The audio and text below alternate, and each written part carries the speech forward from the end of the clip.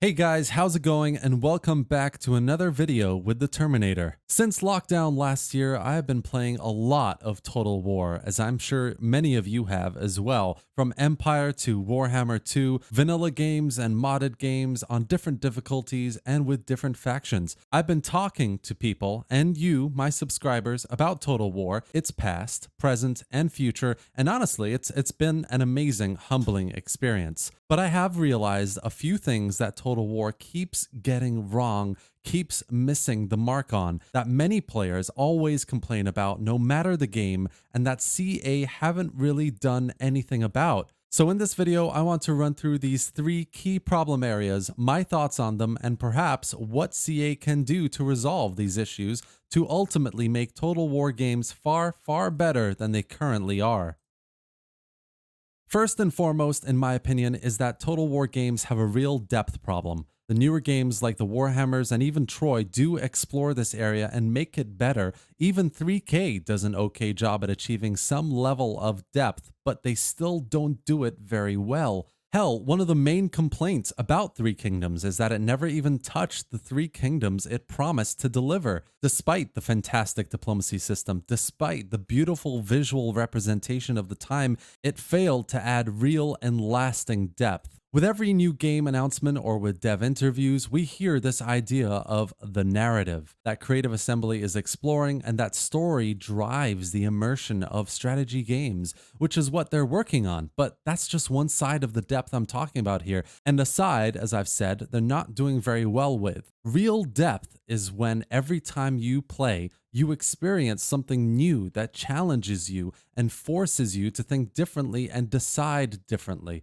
It's when characters, factions develop and change over time, where the story really matters and different gameplay mechanics keep you hooked and engaged. The perfect example of real depth is Alien Isolation, another game that Creative Assembly developed and they should take notes from. The alien in that game learned from your every move. The more you played it, the more it could anticipate what you were going to do. The levels became darker, more challenging. The resources became more scarce. It forced you to make decisions you weren't happy with to survive and overcome that particular moment. And by the end of the game, you were a completely different player. Total War games simply don't do this right or enough.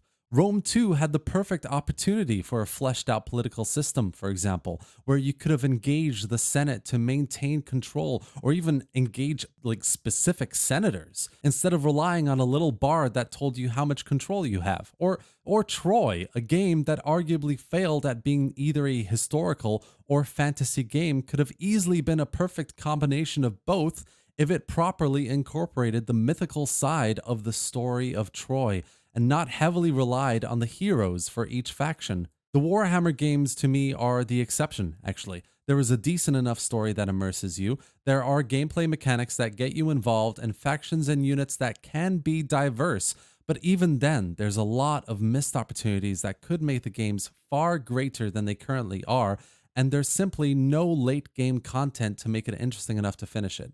Depth is a real issue, guys. Total War games scratch the surface, always. They scratch the surface just enough to keep you going a bit, but as soon as you realize there's not much else to it, you easily get bored and move on to the next faction, the next Total War game. All right, so we're all thinking it, and it has to be a part of this video, so I'm just going to go out and say it. The AI in Total War games is crap. Whatever Total War game you play, as well as the AI being crap, you will also have the snowball effect. Now let's start with the first one here. Whether you're playing against the AI in battle or in the campaign map, you pretty much automatically don't need much of a strategy to win, because the AI is nowhere near being proactive and smart enough about playing the goddamn game. And it's so bad, it breaks game immersion.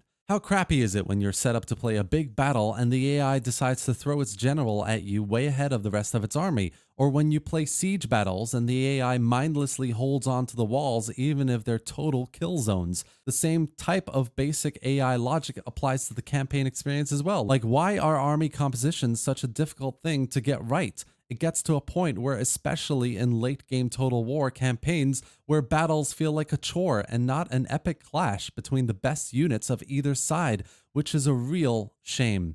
The AI is just not good enough, and because they're not good enough, no matter what Total War game, faction, or difficulty you play, you will always come across the snowball effect, which essentially means the challenge of the game goes completely out the window in late game. What's even worse about this is mods can't really make a difference here. You can't mod AI behavior well enough to make a difference to the way they play, and so we're stuck with this. We're stuck with campaigns that are interesting at the start because it is a real challenge, but that end up with you having multiple doom stacks and obliterating every faction in your way left in the game.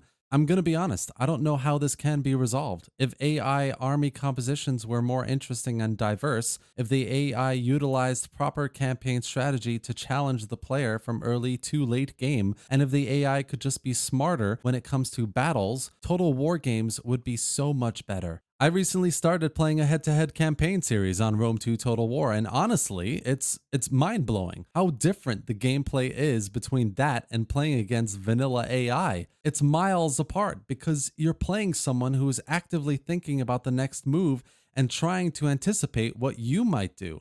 If only the AI could do this as well. Arguably, the biggest issue with Total War games is the support post-launch. The general consensus is that Creative Assembly launch games that are basic in nature, and by that I mean they come with only a small number of playable factions and lords, that of course get loads more DLC support that are either hit or most likely miss. Best example of this, of course, is Three Kingdoms. Three Kingdoms, a game that in its name doesn't come with Three Kingdoms, has 6 DLCs at the moment, of which 4 are complete crap. And of the 2 that are worth it, they're still quite buggy and not really worth the price. Not to mention, of course, the fact that Three Kingdoms lost support 2 years after launch, despite the community crying for bug fixes and the content that Creative Assembly promised would come with the game. It's a shambles. Regardless of whether it was a financial decision or not, the community support has simply been abysmal. And this is unfortunately the general trend with Total War games. We get a base game that comes out buggy and generally lacking optimization, with promises of future content that either get made but with lots of issues or don't get made at all. Overall, it ends up being the same Total War formula of easy and interesting in the early start, with mechanics that can be exploited and a complete lack of late game content. And that's the last part of this section. There is no proper late game content to Total War games.